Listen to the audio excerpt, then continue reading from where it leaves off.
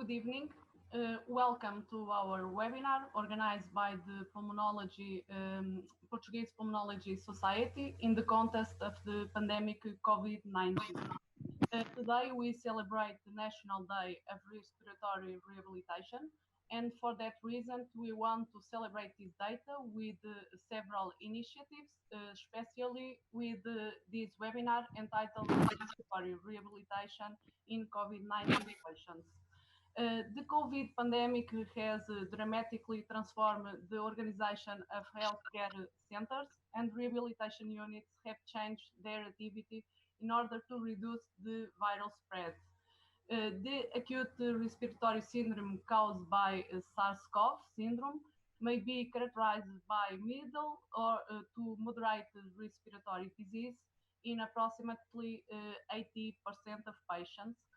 13 have several diseases, and 6% are critical with acute respiratory distress syndrome and multi-organ failure, requiring admission in intensive care units. These patients required a prolonged period of hospitalization, some of which required intubation and tracheostomy, with a significant impact on lung function and physical functioning, including loss of muscle mass, neuropathy, and or myopathy labeled ICU acquired muscle weakness, and emotional well-being, increasing mortality and morbidity. These aspects could dramatically reduce the chance to return to the pre-infectious function status. Isolation is effective to reduce the spread of SARS-CoV, but it also represents a severe limitation of patient movements, and which will limit the therapeutic intervention of healthcare professionals. So we need to reorganize a multidisciplinary rehabilitation approach, and we need to discuss and share knowledge in order to improve patients' care and minimize the consequence of this disease. And for that, we have our speakers who kindly accept our invitation. We thank your efforts to being here and to do this presentation in such a short time, and among all the clinic activity that you are facing. Our first guest is Dr. Inês Vaz, who will tell us about the rehabilitation, respiratory rehabilitation of COVID patients in intensive care unit. Dr. Inês is a physiatric at the Centro de Reabilitação do Norte and coordinator of the cardiorespiratory rehabilitation unit. She collaborates also in the elaboration of a national rehabilitation document in ICU. Then we have Dr. Michael Vitaca, who will tell us about the indication for pulmonary rehabilitation in the post-acute phase. Dr. Vitaca is responsible of the rehabilitation pulmonary unit, ICS in Maugeri, Pavia, and he is responsible for numerous papers in the respiratory rehabilitation. And to help us clarifying some doubts about the point of view of infectious risk, we have Dr. Miguel Abril, who is an infecciologist at the Centro Hospitalar do Porto, no Hospital de Santo António, who works in one of the units that receive COVID patients. As a co-chair, we have Professor Ambrosini and Professor Vink. Thank you for accepting our invitation too, and we are initiate the presentation. So, Dr. Inês, when you are ready. Good evening, everyone. I would like to start by thanking for the invitation to be part of this webinar. It's an honor to be here. On March 11, 2020, the World Health Organization declared COVID-19 outbreak epidemic. 20 to 25 patients of hospitalized COVID-19 patients ultimately need care in the ICU, typically for a long period. Most ICU admitted patients have multi-organic failure, including acute respiratory distress syndrome, acute kidney injury, cardiac injury, and liver dysfunction. For patients with acute respiratory distress syndrome, prolonged stay in the ICU, most including prolonged mechanical ventilation, is known to have significant impact on lung and physical function, including loss of muscle mass and function, neuropathy, and myopathy. It also has a big impact in the emotional well-being of the patients. The term ICU acquired weakness is used to describe diffuse, symmetric, and generalized muscle weakness that develops after the onset of critical illness without other identifiable cause.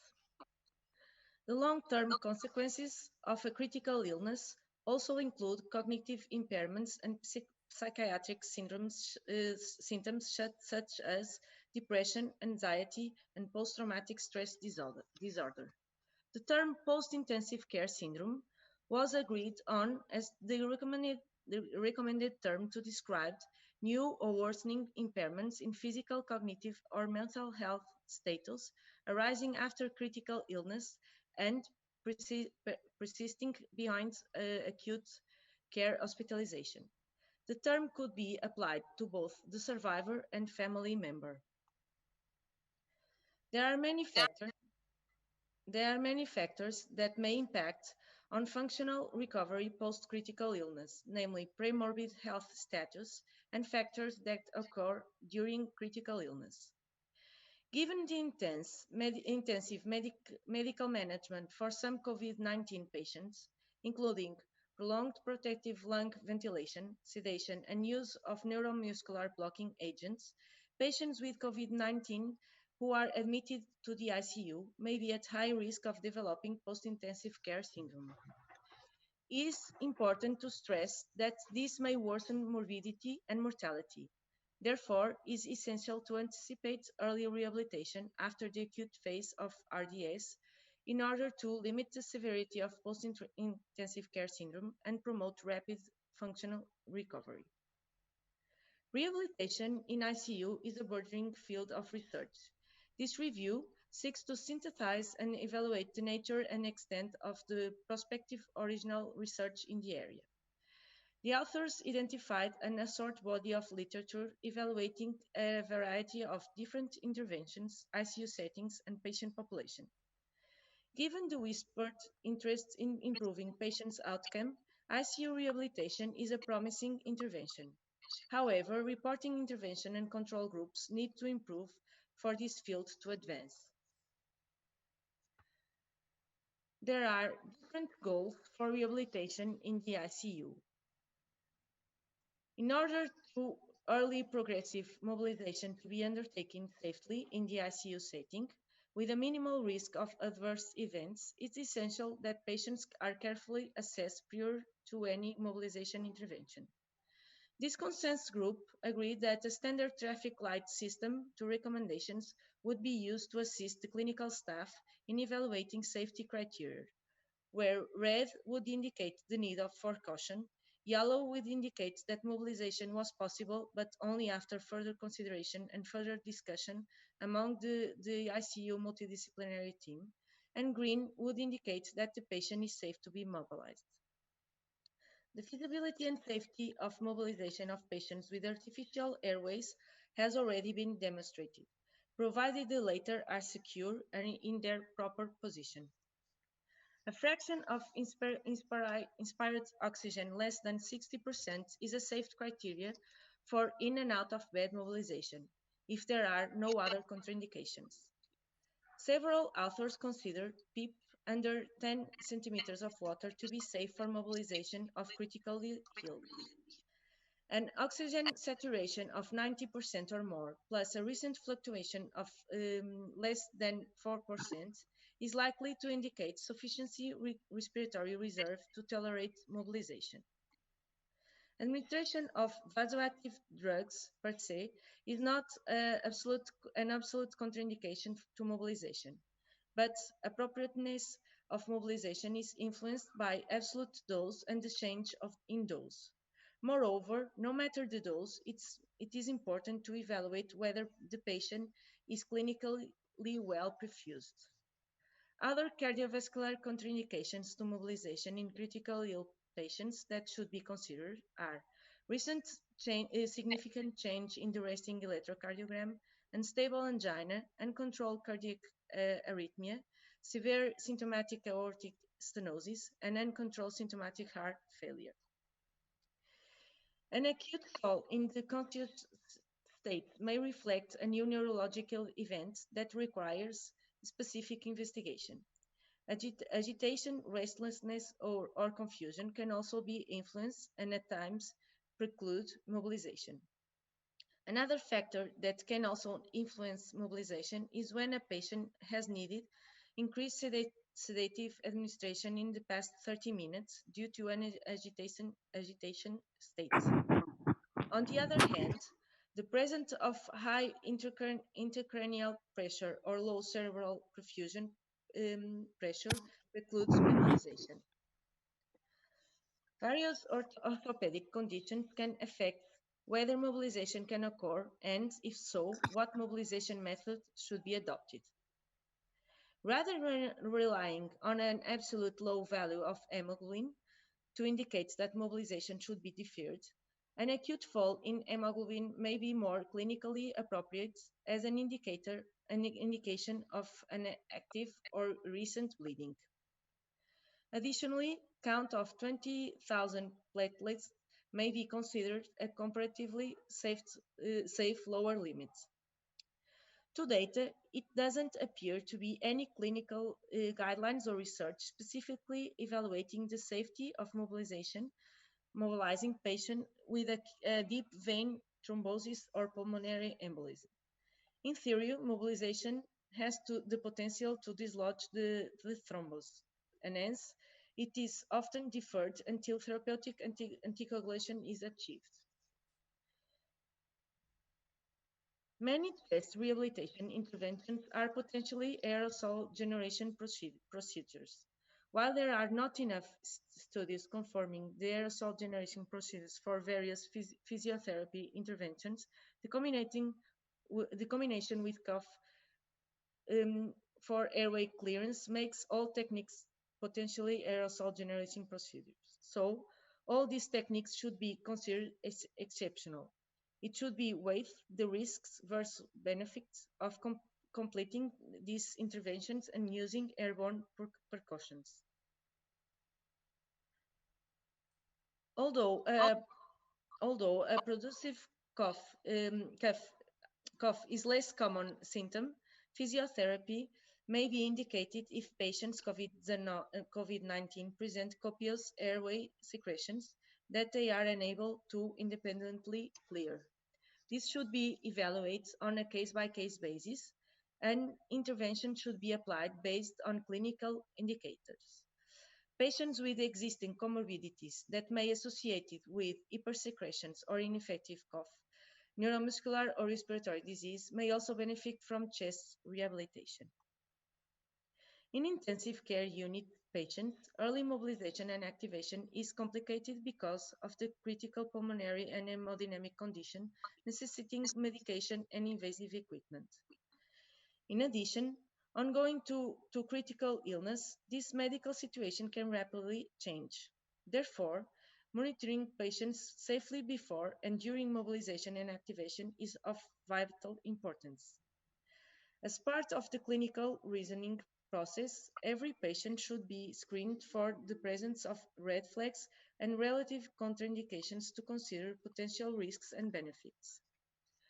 Pre-rehabilitation screening criteria to identify for patients for whom rehabilitation is suitable and criteria for discontinuing rehabilitation should be established for each ICU.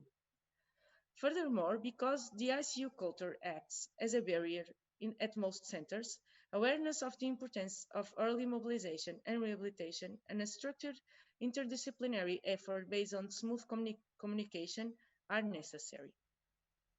Accurate assessment of consciousness, cooperation level, muscle strength, joint mobility, functional status, and cardiopulmonary reserves should precede exercises, and the rehabilitation goals should be determined based on this assessment. RAS was developed to establish a clinical useful tool to assess the level of consciousness and agitated behavior in ICU patients that might guide sedation therapy and improve communication among healthcare providers. RAS is a 10-point scale with 4 levels of anxiety and agitation, 1 level to denote a calm and alert state, and 5 levels of sedation culminating in an arousable.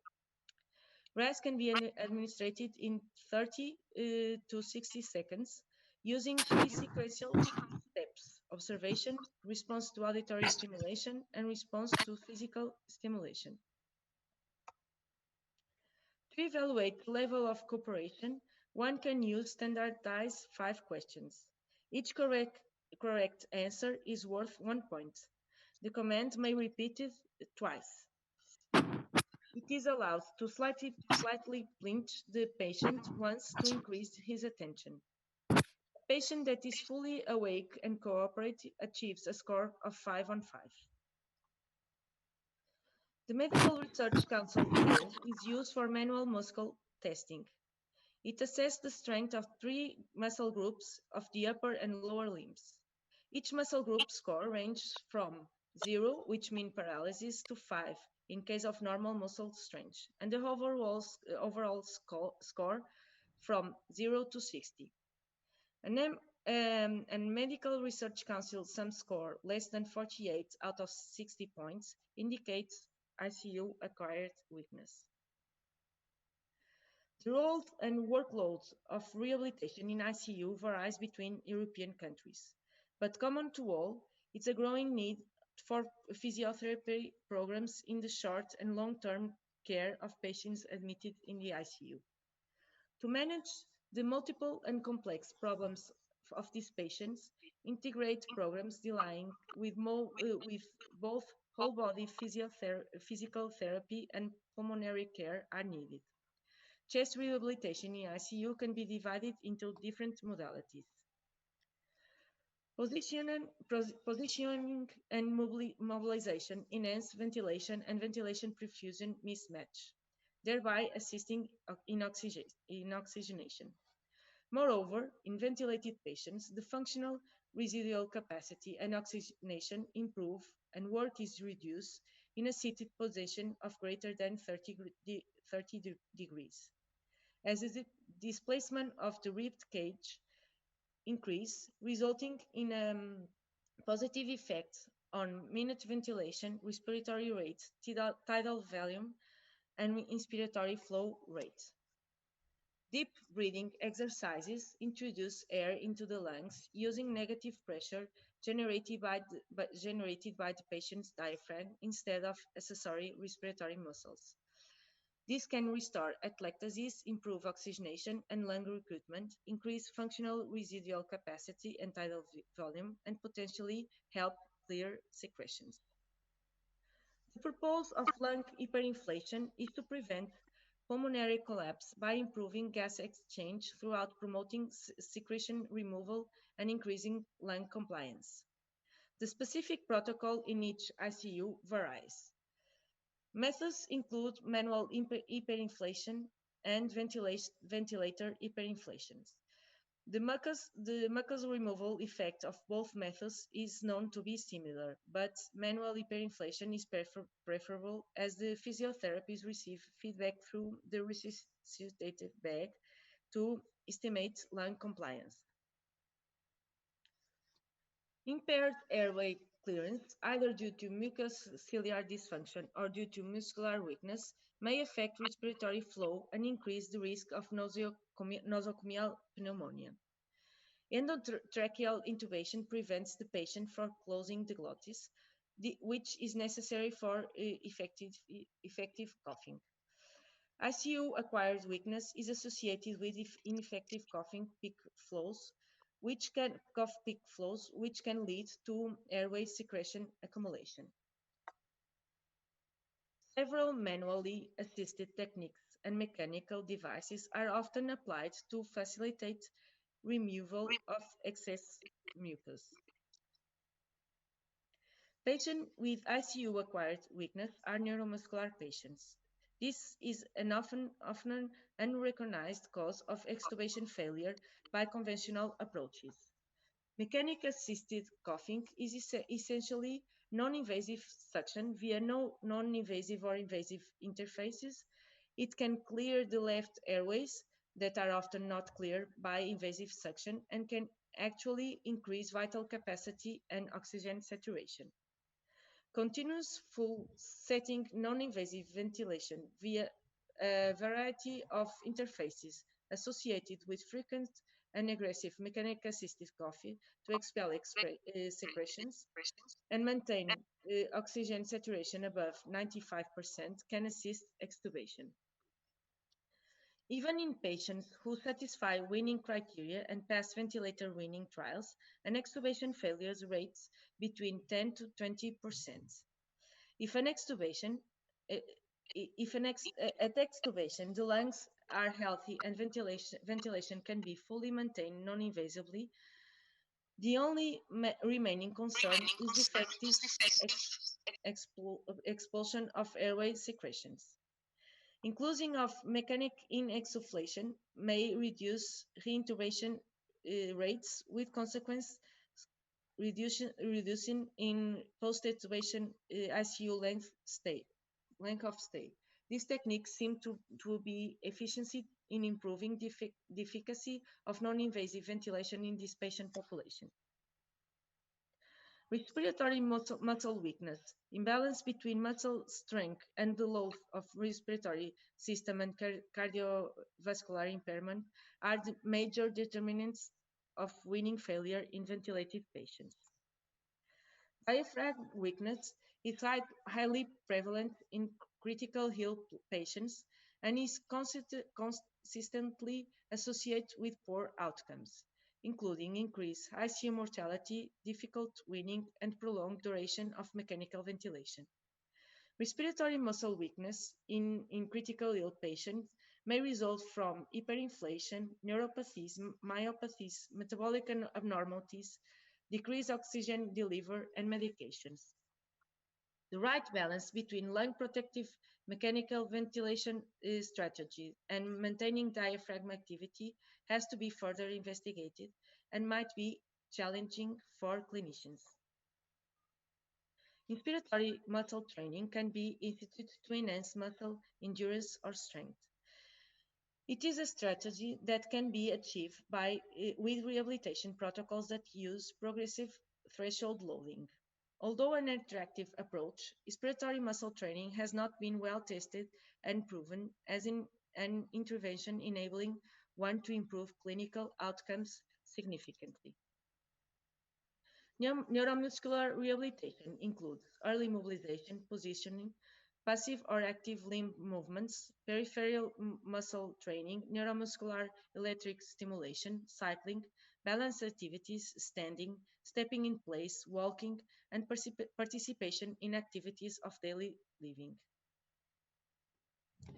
Physical activity and exercise in the ICU should be of appropriate intensity and type according to with the patient's condition. The use of systematic mobilization protocols is one of the strategies used by the multidisciplinary team to facilitate the progression of the gains in mobility throughout the hospitalization of patients, as well as to ensure greater safety in the care provided to patients. A variety of modalities for exercise training and early mobility are evidence-based and must be implemented depending on the stage of critical illness, comorbidity conditions, and patient cooperation. This is the proposal from the Portuguese Society of Physical and Rehabilitation Medicine for rehabilitation in ICU patients with coronavirus. The course of action depends on the safety criteria, consciousness, level of cooperation, and muscle strength of the patient. At this stage, there is no indication for intervention at the level of chest rehabilitation, not to increase work and respiratory stress. Level 1 is the beginning of the weaning process. Position and mobilization enhance ventilation and ventilation perfusion mismatch. Disconnection from the ventilator are not recommended in order to avoid the loss of PEEP and eclectasis worsening. Therefore, to manage airway secretion, is recommended to use closed suction circuit. Closed circuit usage could also decrease the risk of droplet spreading. Level 2 happens during weaning process. Lung volume recruitment can be made with ventilator maneuvers before extubation and with manual hyperinflation after. Since airway clearance causes massive droplet dispersion, airway clearance procedures should be administered only when considered strictly necessary for clinical improvements of the patient. High frequency chest wall oscillation can be used to mobilize secretions. Mechanical inexsufflation is indicated only in case alternative options have been ineffective. Start with low pressure. Expiration time should be short to avoid alveolar collapse. Level 0 for neuromuscular rehabilitation includes patients who do not fill the safety criteria. For these patients, only measures to prevent soft tissue contractures, joint contractures, and peripheral nerve compressions and pressure ulcerations are indicated. Unconscious and cooperative patients could be treated with methods such as passive range of motion, muscle stretching, body position, passive cycling, or electric muscle stimulation that will not need cooperation of the patient and will put minimal stress on the cardiorespiratory system. Stable, conscious, cooperative patients behind the acute illness phase, but still on mechanical ventilation, will be able to be mobilized on the edge of the bed, transferred to a chair, perform resistant muscle training or active cycle, and walk with or without assistance. The level of cooperation and functional status will determine the plan. For patients who are conscious and able to follow instructions, active therapy methods in a functional context are recommended. The intervention should be stopped according to determination criteria, such as market ventilator asynchrony, patient's distress, patient being physically aggressive, when new arrhythmia, concern for myocardial ischemia, and concern for airway device integrity. It is strongly recommended that airborne precautions are adopted during rehabilitation intervention. Where aerosol generation procedures are indicated and considered essential, they should be performed in negative pressure room if available, with minimum number of required staff and with high filtration mask. The intervention should be planned first. Minimum staff is necessary, and the use of equipment should be carefully considered and discussed with local infection monitoring and prevention service staff before being used with patients with COVID-19 to ensure that it can be properly decontaminated. For patients with RDS, prolonged stay in ICU, mostly including prolonged mechanical ventilation, is known to have significant impact on lung function and physical functioning and emotional well-being. As patients improve and are discharged home, the coronavirus pandemic will cause an aftershock. The recover severe respiratory illness and the secondary disabilities that result from intensive care treatments, the post-intensive care syndrome. Considering the clinical conditions caused by prolonged immobilization and musculoskeletal deterioration, these patients need rehabilitation treatments also after COVID-19 unit discharge. Particularly those cases still experience respiratory and motor problems have to continue their rehabilitation programs in specialist rehabilitation units to improve their chance of recovery.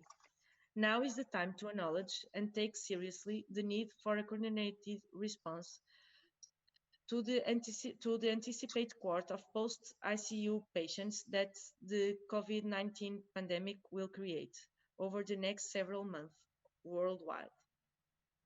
I hope this was useful, and I would like to thank once again for this opportunity and congratulate the Portuguese Pneumology Society for all their hard work during this pandemic, which unfortunately is far to be over, and give them a strong incentive to keep up with their much needed effort. Okay. First of all, gracias aos meus amigos portugueses for this opportunity and for your kindness to share our dramatic experience for our COVID experience in the last 3 months. So the topic is about respiratory rehabilitation in the post-COVID situation.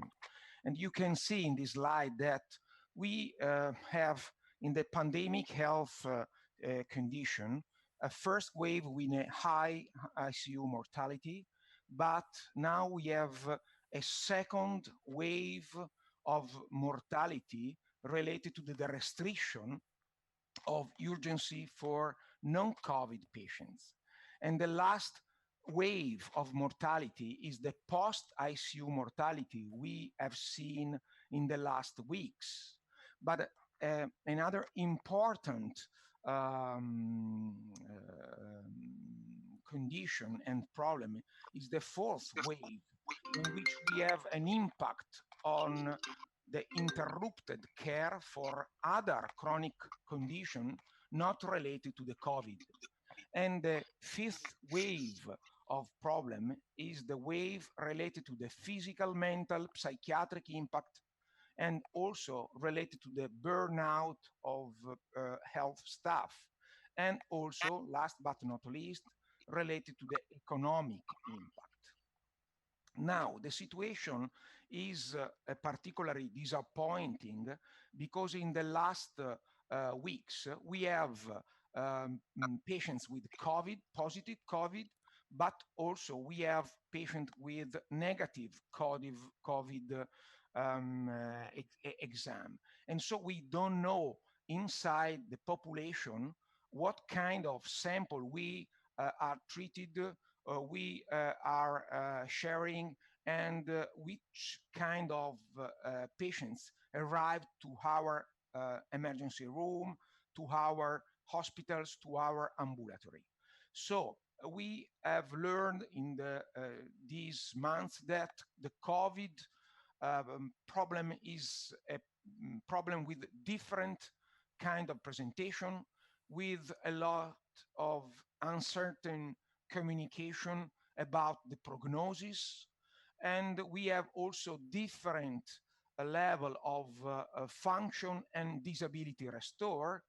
And we have also a problem about uncertainty in choice for therapy. We have found also important ethical choices to share with all our equipe. And we have a continuous change in protocols, both for drug, but also how to care our patients. This is a slide to summarize the main symptoms. We have dyspnea, not in the majority of the cases, at least in the post-acute situation. We have found a functional damage to lung, to heart, frequently, to brain, more frequently, and in liver. And in the majority of the cases, we have an impairment of gases exchanges. Patients present high respiratory rate. They have presented a long stay in the acute hospital with a high level of disability at rest, but in particular disability during effort. We have found also a speech problem, a speech disability at the beginning of the disease, but also in the post-acute situation with a strong impairment in activity daily life. with the most important symptom, that is a general sense of fatigue.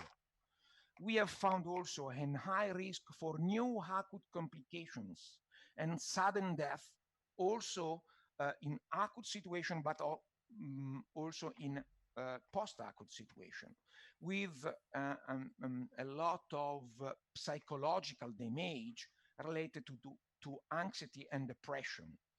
And another problem is the pre-disability for previous chronic diseases in which the COVID pneumonia has increased the level of previous disability.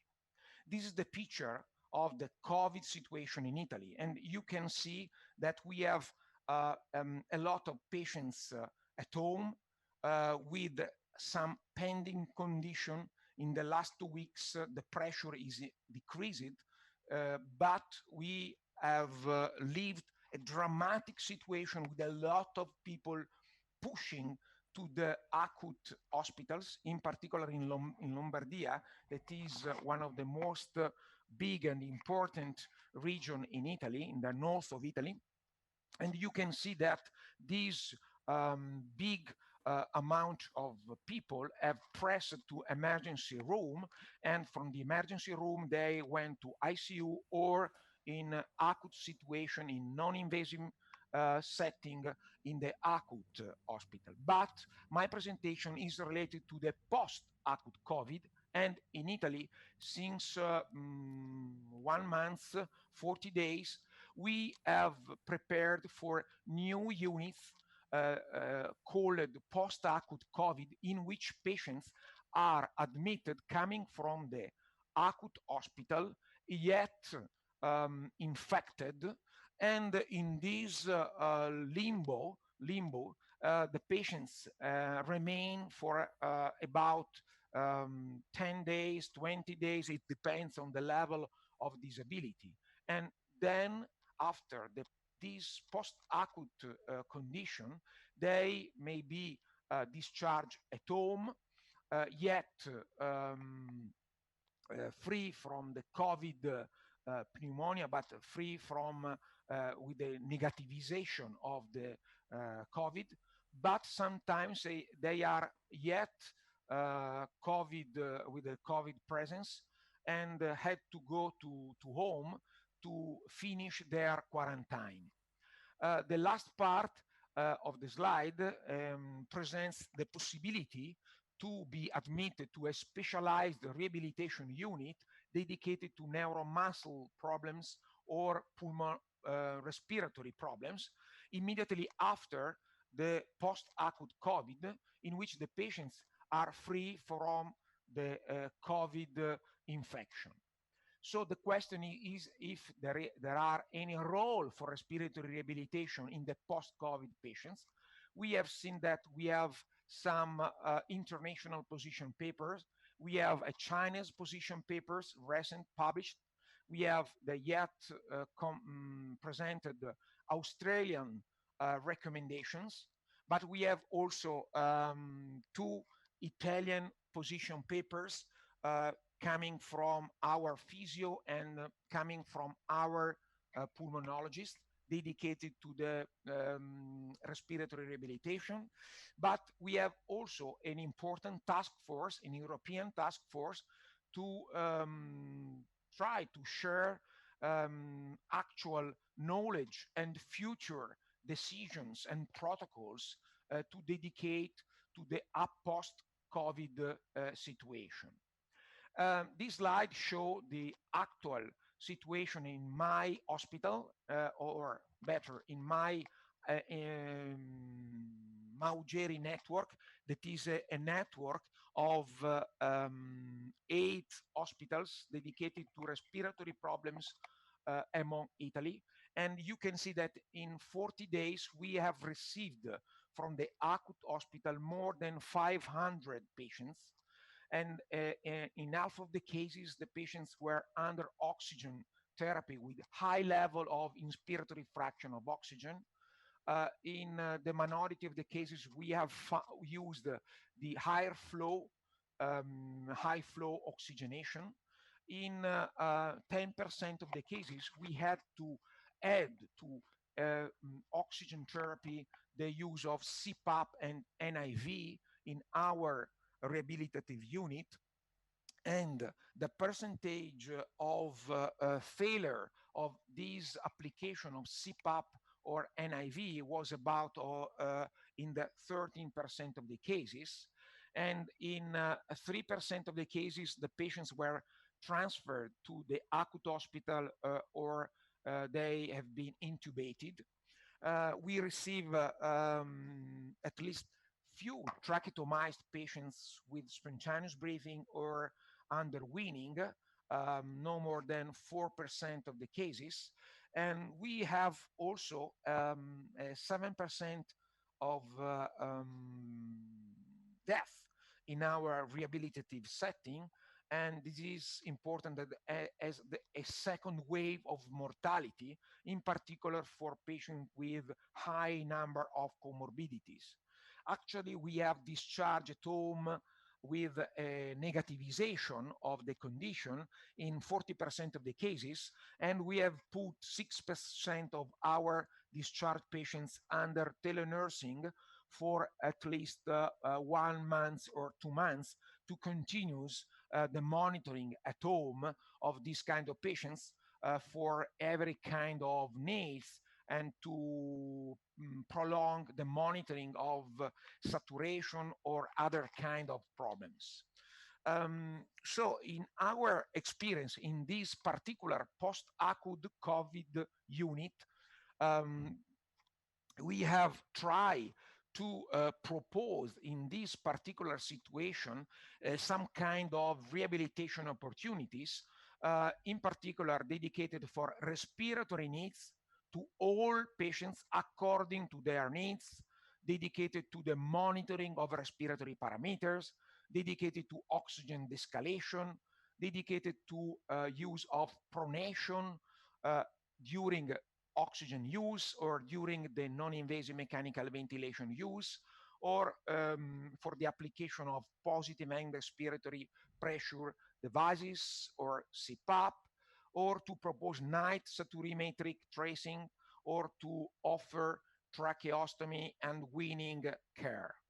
But we have offered also motor rehabilitation, dividing patients according to slight or no disabilities, according to some tests, and we have chose the SPPB as an important and quickly test to be measured in this unit, or we have used the Bartel motor, and we have divided patients according to this level of SPPB more than 10 or motor Bartel disability more than 7. And so we have proposed more severe programs dedicated to motor disability in patients with an SPPB less than 10 or a Bartel motor less than 7. We have also proposed other kind of test that is the 1 minute sit to stand, very simple. So the patient stay in a chair, and so we have counting the number of lifting that the patient was able to perform in 1 minute, testing the level of desaturation. We have performed also another test to try to measure some kind of vital capacity, that is the test of 1 breath. So the patients was invited to inspire at the maximum level, and then they was invited to count with this timing 1, 2, 3, 4, 5. So we have count the number of numbers the patient was able to speech with 1 breath, according to a dedicated metronome timing. And this was very interesting to measure this level of fatigue to perform this test. Obviously, we have measured the inspiratory fraction of oxygen and the ratio between oxygenation and is inspiratory fraction of oxygen. We perform at the discharge a lung echo or lung TC, and one is possible the 6-minute walking distance in case of the patients present an SPPB higher than 10, measuring the meters and the level of the saturation.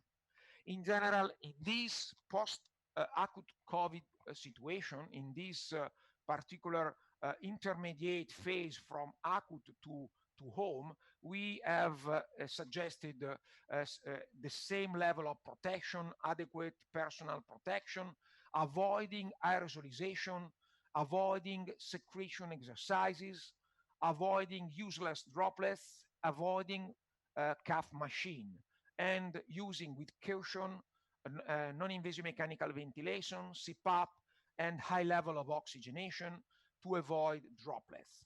Then we have suggest any kind of protocol to improve oxygenation, to test every day and for multiple times in the day, parameters related to oxygenation.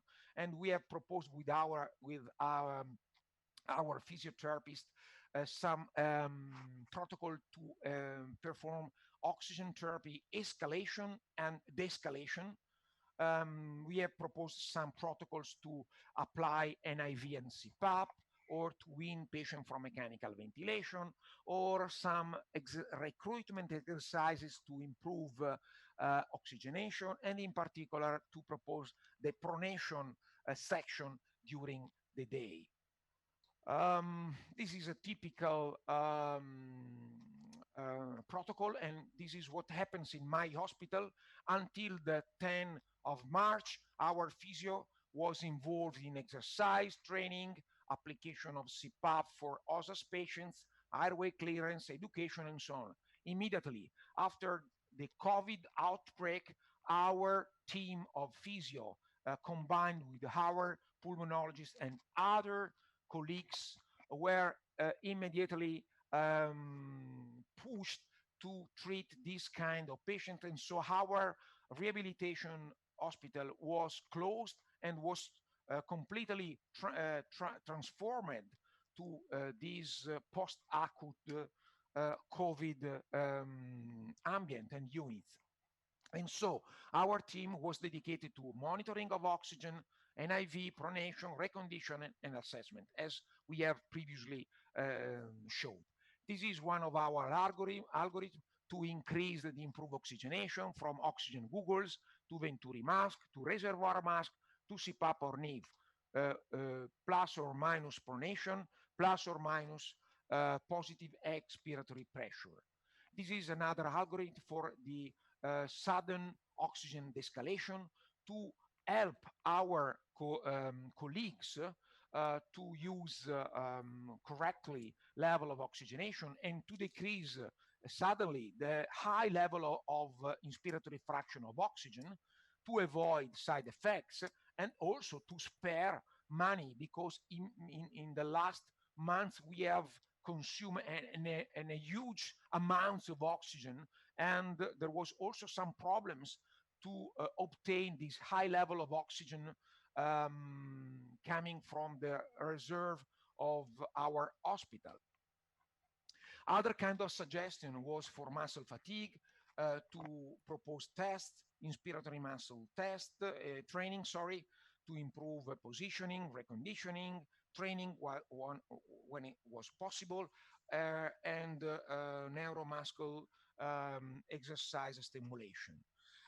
In general, we have proposed protocol to care the disability for tracheostomy, speaking, activity daily life, psychological approach, and to prepare for pre-discharge planning, to propose at home exercises, how to monitor oxygen, and so on. These few slides to show you some dedicated data. You can see for preliminary 40 patients, anthropometric and clinical characteristics of COVID patients without previous motor disability at hospital discharge to home. And you can see that this kind of patient present more than 60 years in age. The majority was male.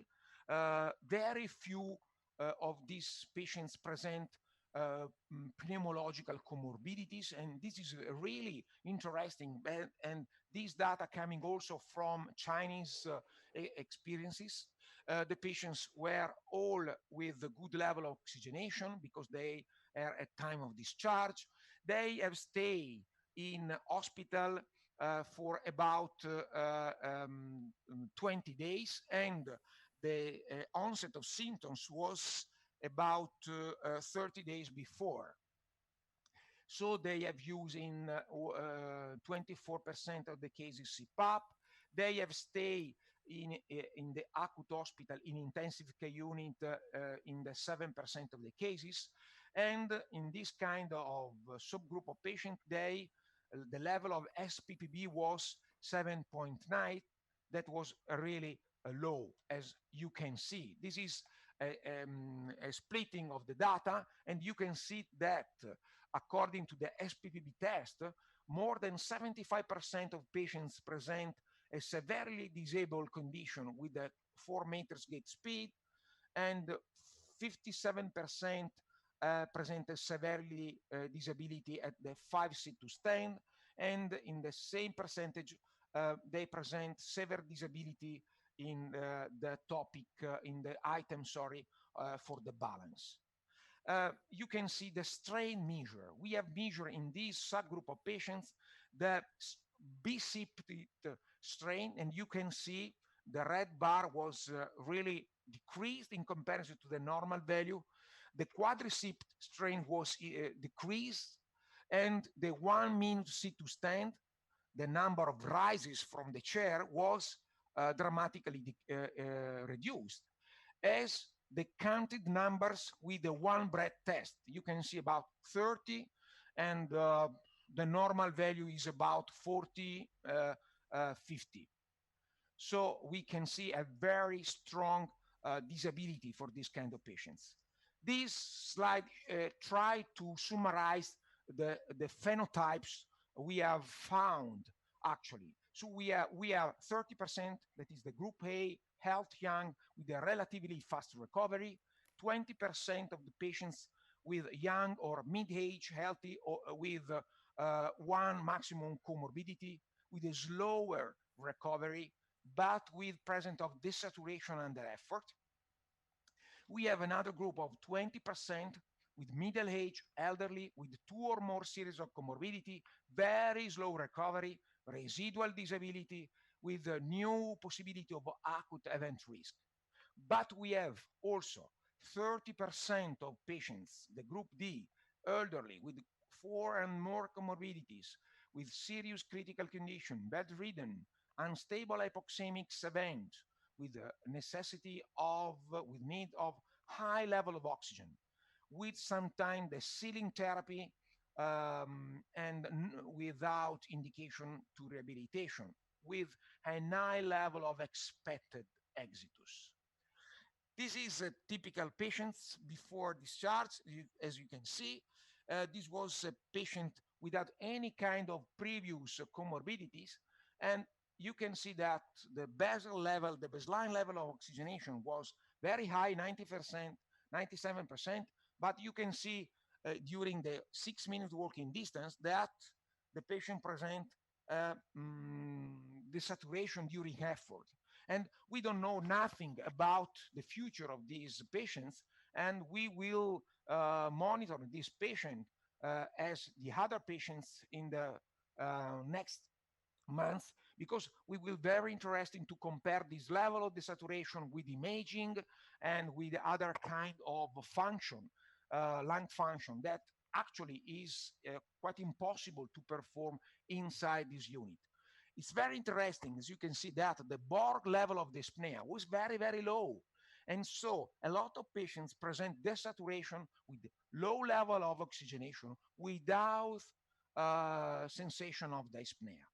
So in conclusion, we can say that the patient with higher rehabilitative needs are patients with low strength, difficult to move out of bed alone, difficult to rise from the chair without arm aids, with a balance problem, with longer length of stay, with high inspiratory fraction of oxygen during hospital stay, with previous need of mechanical ventilation with present on tracheostomy or recent decannulation, more than 60 years old, with hypoxia at rest, effort desaturation, effort intolerance, with slow recovery of pneumonia, with low vital capacity and low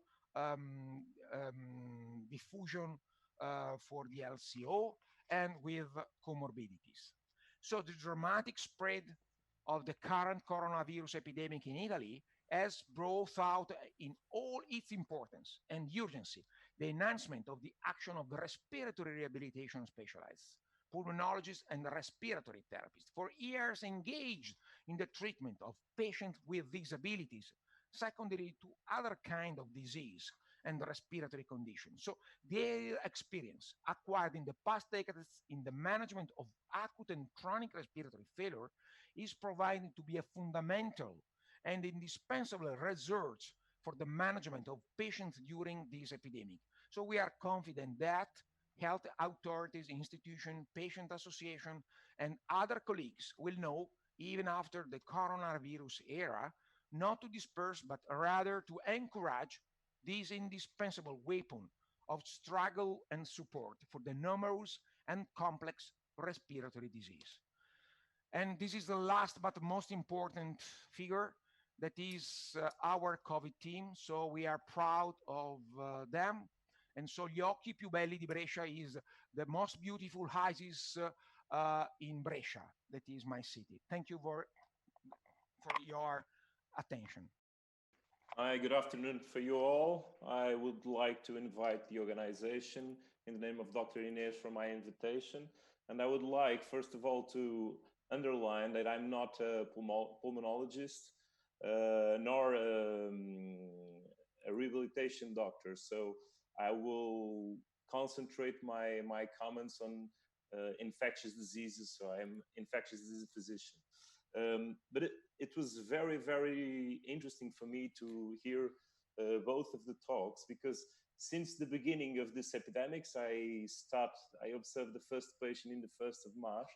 And since the beginning, more or less after the first 2 weeks, we start to receive on our ward a lot of patients needing for rehabilitation. And in the beginning, it was very difficult to convince our department in the hospital to start the rehabilitation with these patients.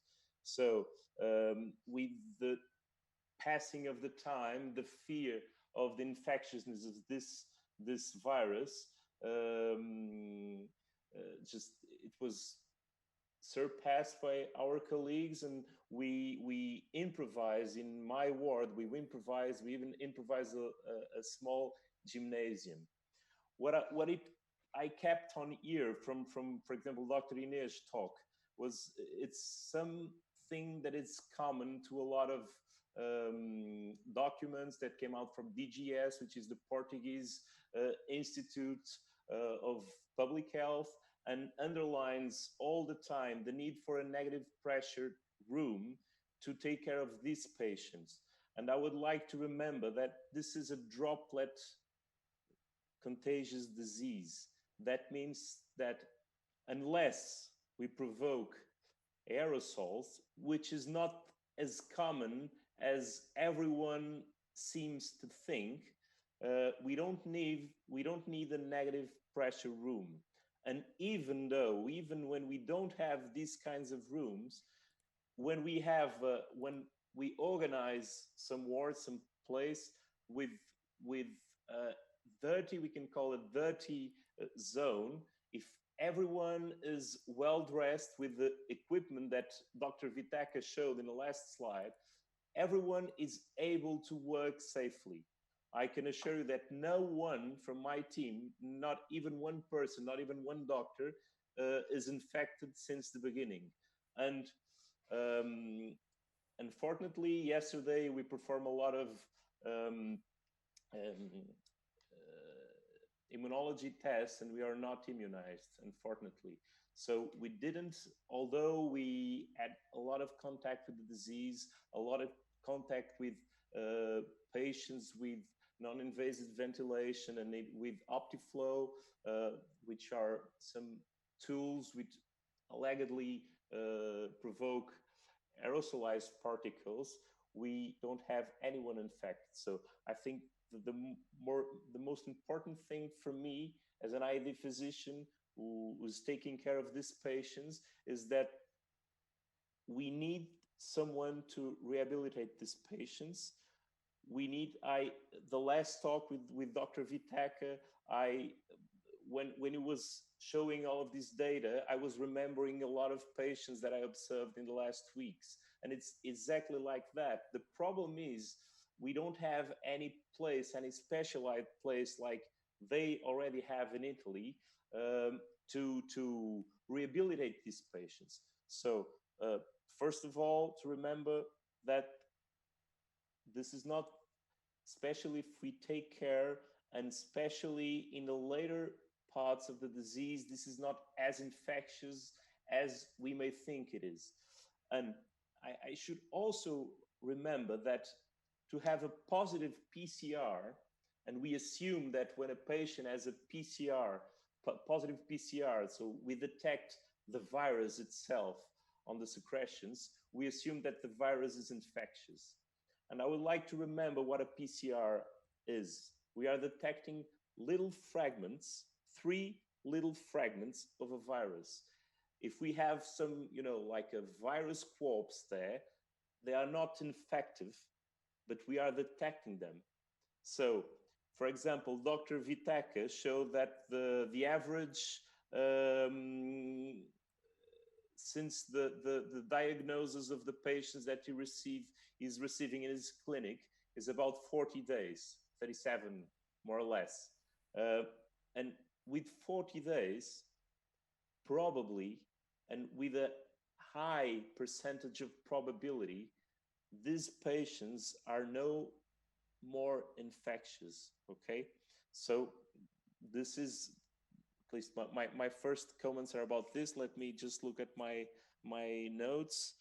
Yes, native pressure press, about 40 days, rehabilitation. And from an infectious diseases point of view, unfortunately, I don't have a lot of critics about all the rehabilitation processes that you showed us.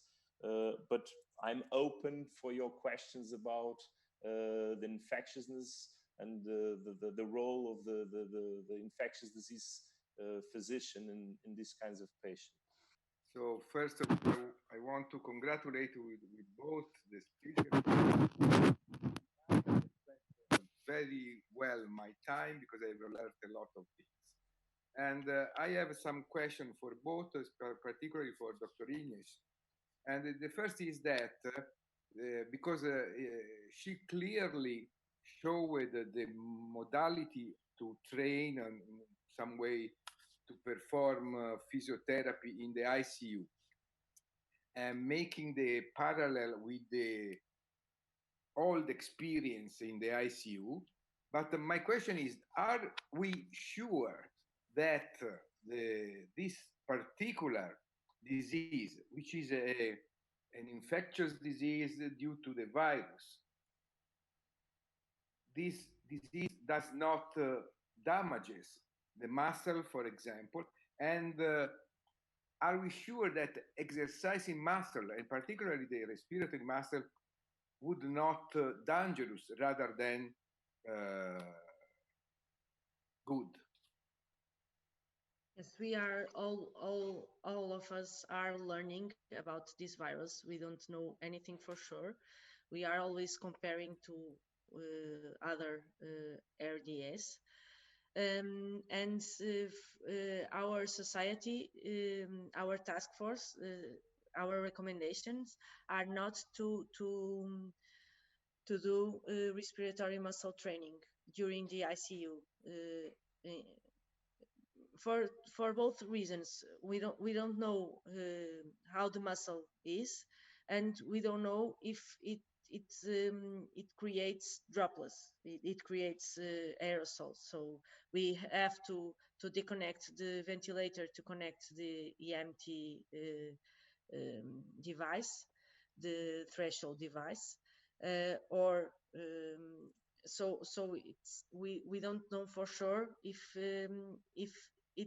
the benefits are better from the risks, are greater from the risks.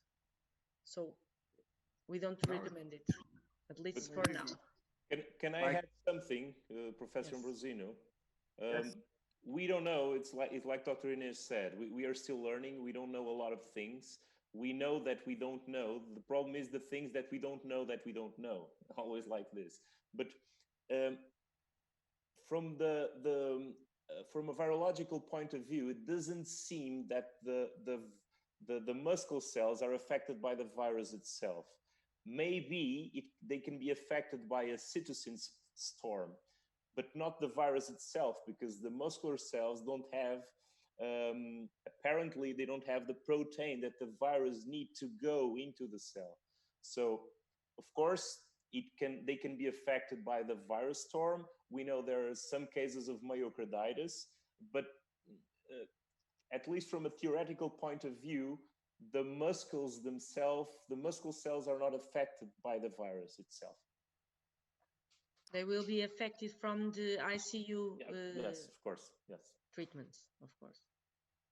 So we have some other question is this for both speakers, and the ethical question, because I mean, I guess that the number of physiotherapists will be not enough to treat all the patients needing such treatment. So how can they make the Sophie choice? I think in Portugal, at least, the biggest problem is from the protective equipment, not the physiotherapist in itself, but equipment to do the rehabilitation in the ICU setting. If we have to not to wear protective equipment, you shouldn't go to the ICU. So if you don't have it enough, it should be for doctors and nurses for the ICU and not for physiotherapists.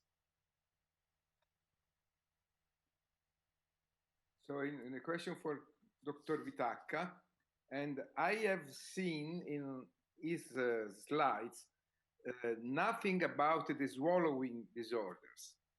So can you tell us something about, because I have not real clinical experience directly, but I have seen that there are some swallowing disorder with this disease. And so the question is that, do you see this problem and how do you manage this? But actually, in this preliminary subgroup of patients, we have noted this specific problem, but as you can see, the percentage of patients who went to intensive care unit was not a very big number. But I remember some young people who stay for 10 days with endotracheal tube without tracheostomy, and they have no problem of swallowing. Actually, it not seems a big problem in the subgroup of patients with a de novo pneumonia and not with other kind of comorbidities. No, we have no problem actually about this. And I remember, I add another point you have asked before, that the topic is to recover and not to train patient in these cases, in the majority of the cases. And so it seems this kind of patients a combination between an aged people and a neuromuscle people. So combining these two different conditions, so deconditioned and with fatiguing after daily life, at least in the first days of admission. And so the first topic is to recondition the patient to obtain a good and speedy recovery, to go home and to come back also to their job, because a lot of people are very young. And so there are also this kind of problem. If I may ask something, and first of all, thanks Inês Sanches for this amazing webinar. And I think this is really a new standard. I think it's a new paradigm for scientific events. So being together with you guys from Italy, it's really amazing, and being able to share experiences that you are leading, it's really a great opportunity for us here in Portugal to prepare ourselves for the next wave. I would like to come back to the negative pressure issue, and also would like to have again the impression or the comment from Dr. Abreu about if you, in the ideal world, Michele, if you could have a negative pressure gymnasium, so a negative pressure, rehabilitation facility, do you think you could do more for these patients? So you mentioning you don't do lung function, so you don't measure peak off flows. You just ask the patient to breathe out and count until they can. And so you have a surrogate marker of a vital capacity. But I mean, if you had a negative pressure room for doing rehabilitation and all the PPEs for the physiotherapists, could you do that? Could you measure lung function? Could you, do the same evaluation that you normally do for the non-COVID patient? And I would also ask Inês Machado Vaz about this. So, according to you, if you had this negative pressure, and I think, and I would like to hear also Dr. Abreu talk about, I mean, not having negative pressure is not,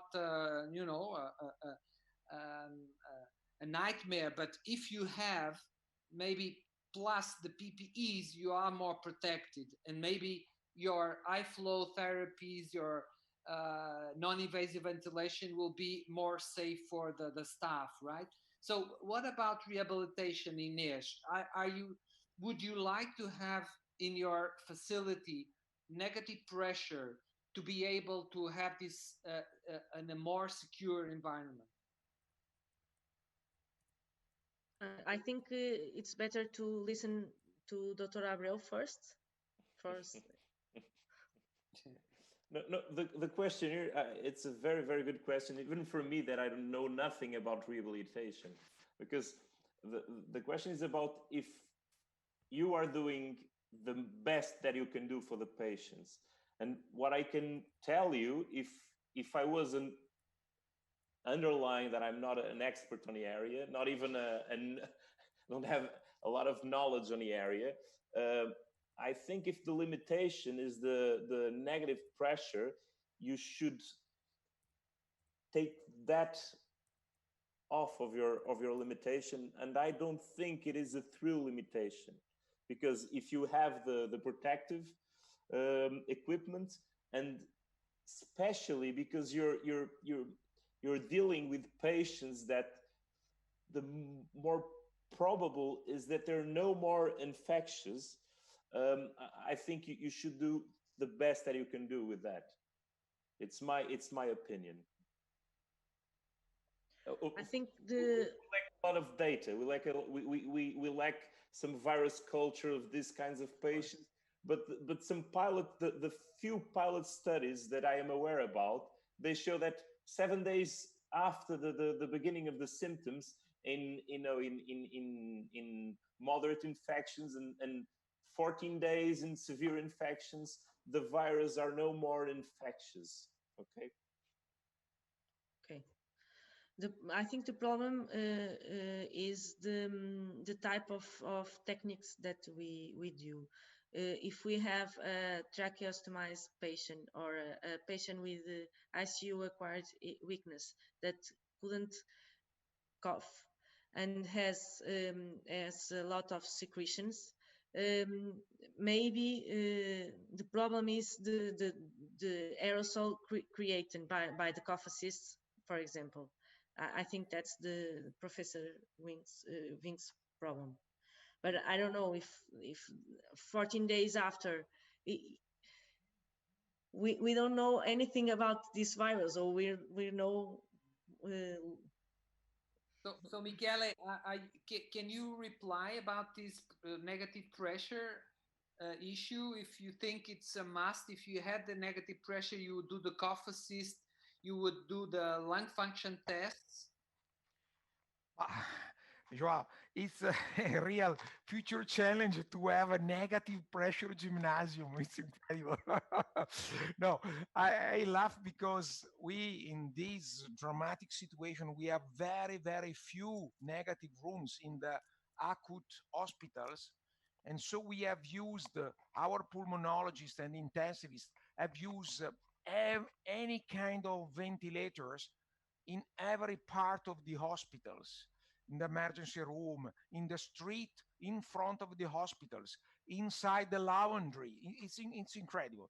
So I think that was not the most important topic, the negative pressure challenge. And I agree completely with the colleagues about the problem of protective environment. In fact, there was a debate about the use of physiotherapy in this COVID unit, in which the patient was yet not infected, but with the hypothesis of infected, as Miguel have said, but without two negative swab. So in our hospital, for example, we have decided strongly to put our physio inside this unit, and so to use the positive protective environment for the physio rather than for doctor. It was amazing, but we have preferred this because at the beginning and also actually we have no too much protective environment. So we have decided to put our physio inside the team and to collaborate with other doctors to improve the knowledge of oxygenation, non-invasive ventilation, as you know, because the background of our respiratory therapy was very, very high, and so was more useful in comparison to other doctors. So it's strange, but it's so. And I agree completely with Miguel about the problem of infection, because in fact, when our team is well protected, there are no problems about this, because you know that there is the risk. And the majority of people who received infection was in the borderline situation. So not the red zone, not the green, the green zone, but during a meeting, or when you go to the bar, or to lunch, and so on. So the problem now, for example, in Italy, is the combination with COVID plus and COVID minor combination. And because now we have a tentative to restore the usual activity of our hospitals for ambulatory, for surgery, and so on. But it's a new challenge, because it's very, very difficult to combine these two conditions. I have also one question for Dr. Miguel Abreu about the cases that were published. I think in Journal of Infectious Disease. It's one author from China about cases that were negative when they were discharged from hospital, and then after 3 to 4 days they became positive again and they have to go back to the hospital. So I wonder if this population of severe cases with lung fibrosis and secretions, that we are just having them in our rehabilitation facility, could not happen like these cases that can all of a sudden become positive again? Is this something that we have to, think about, or you don't believe that this disease can, become infectious again? I think the quality of data that we have, it's more like a belief and not a proper knowledge, because we have a lot of data, very bad quality data, and even the paper the paper, and it's not only one paper. I think because the patients went back to the hospital to be observed, but they didn't have any symptom, so they were asymptomatic, and apparently it was not a reinfection, it was a false negative. And I would like to remember again that what we looked for was for PCR. It's like the other day I had a tuberculosis positive patient with a positive PCR 1 year after the diagnosis. The treatment was already over. And that PCR revealed what? Revealed some kind of DNA of the bacillus. It's the same thing with the virus. And it's curious because in the beginning, they were saying that the tests were positive 14 days after the diagnosis, and then they were negative. But with the amplification that we're using nowadays, 40 days, we have patients that are still positive after 40 days of infection. 40 days, they are absolutely asymptomatic, and they're still positive. What this positiveness means, we don't know. And probably they're not infectious no more. And the little data that we know about that, we think that we can say that they're not infectious no more. For example, we don't search for a negative proof with influenza patients. We don't look. Honestly, I don't know how much time they're still positive, but they're no more infectious. So I think, of course, we need some data. That doesn't preoccupates me. I think it preoccupates me as much as, for example, those dogs that were also positive in Hong Kong. What's the meaning of that? I don't know. Honestly, I don't know. But if you're speaking about belief, and of course you will find either physicians were very concerned about that, but being with these patients after a while and looking at the epidemiology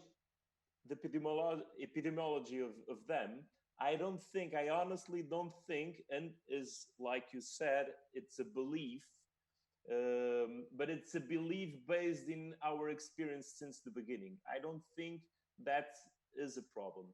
I don't think that we will have reinfections. I hope my feeling, my guts are correct. But it's, for me in this moment, it's not a problem. But you think that conceptually, a guy that has a lung fibrosis, maybe bronchiectasis, secretions, that the risk of the virus being kept over there, like we know from other kind of microorganisms, that's my concern. It's not really a reinfection. Maybe it's something that is dormant or kind of coming back again, a relapse or whatever. I don't know. Yeah, but we should remember that this is a virus. If it was a Pseudomonas, for example, if it was a bacteria with free life, I would have your concern. But this is a virus. A virus is an obligatory intracellular parasite. And if we are clinically recuperated, all of our immune system is already fighting those cells, and those cells are already dead. So from an immunological point of view, I don't think that's why it's not a concern for me. It doesn't make sense that even if you had a lot of genetic information because that patient had a lot of very high viral load, I don't think if it's clinically good, if it doesn't have any symptoms, even if he has a lot of bronchiectasis and things like that, if it's clinically well, I don't think that's a problem. But and I should reaffirm, it's kind of a conviction because we don't have enough data till the moment. Michele, did you have any patient in your cohort of hundreds of patients that during the stay got a positive PCR, or everybody that you admitted were already negative and none got positive again, or got at least a positive PCR during the stay? No, they arrived all positive, and we discharge patients yet positive to perform the quarantine at home when the patient have an home prepared to receive the patient with the good distance from the other people of the family. But unfortunately, in the majority of the cases, patients prefer to stay in hospital and to finish the quarantine in our hospital. And it is very interesting what the colleague Miguel has said, because I agree that the clinical condition is the most important condition, and more than the to obtain all these negative swab, because actually in Italy we can send to home patients only after 2 consecutive negative swab. And this is a very big problem because you have performed a lot of these tests, and I don't know, it's complicated. And no, I have no reinfection. Sometimes we have, okay, the first test negative and the second positive, or on the contrary, maybe, but it depends on the modality to perform the test. And we have also situation in which we have 2 negative swab, but after the broncho lavage, we have the positive the positivization. So and it's very difficult to combine the clinical condition with the imaging, because we have a lot of very bad imaging also with patients in good feeling and with the normal oxygenation. But in our experience, the most important thing is to test also oxygenation during effort.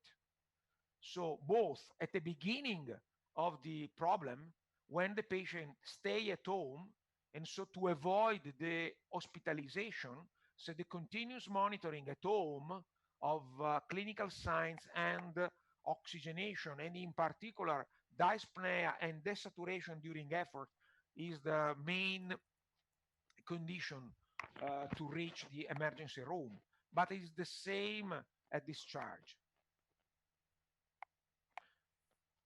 And the final observation is about the possibility of rehabilitation. This is the time for telerehabilitation, Joao. Yeah. So we have spoken a lot of time about this, and now is the moment to push for telerehabilitation. So combining good and different level of protocols. So not to every kind of patient, but dividing young people to obtain physical activity and video and booklets and so on, and more severe patients with the possibility to share with the physio as a coaching, and the more severe patients with hospitalization and rehabilitation protocols. Now is the timing, but also to push for teleconsultation. So we have a lot of teleconsultation now with non-COVID patients, because a lot of COPD and other kind of patients, they have no access to hospital in the last 3 months. So it's incredible. So now is the time of telemedicine. But if I can add something, it is time to change our academic programs, because most of the people, pulmonologists, physiotherapists, they must learn more about the treating of the critical ill. And second, this is the time for robotics, because you can imagine that if we add the robots to go into the ICU or to go into an infectious environment, it could avoid a lot of problems related to the infectious danger. Sure. Well, I had another question to Michele about the tracheostomy rate. In your series, I think it's very low. So I was expecting more patients being tracheostomized in the ICUs. Is this because of the risk of the tracheostomy procedure? So in Italy, your colleagues from the ICU tend not to perform the tracheostomy, and this is because of you know the contagion risk, because tracheostomy is a high risk procedure. Some people even advise it to go to a pressure, a negative pressure operating room, everybody with PAPR, so these purified air respirators and so forth. Or is this because they think that it's not necessary because they are not prolonged, they are not going to prolonged weaning? Because that's what I thought, that we would have much more patients with prolonged weaning. Yeah, we have not sufficient data about intensive care unit, but speaking with my colleagues, they say that in particular in the first period of our wave in Italy, after 7-8 days, there was a dramatic differences between patients who dramatically improved and the other group who dramatically worsened their condition and they died, because the percentage of death in ICU was really high. And I think that the majority of people who have been admitted in intensive care unit was young people in Italy, because for ethical reasons, unfortunately, only young people, but young people under 60 years old, so have received intensive care unit admission. And so in the majority of the cases, our intensivists avoid to perform tracheostomy because they are young and they believe that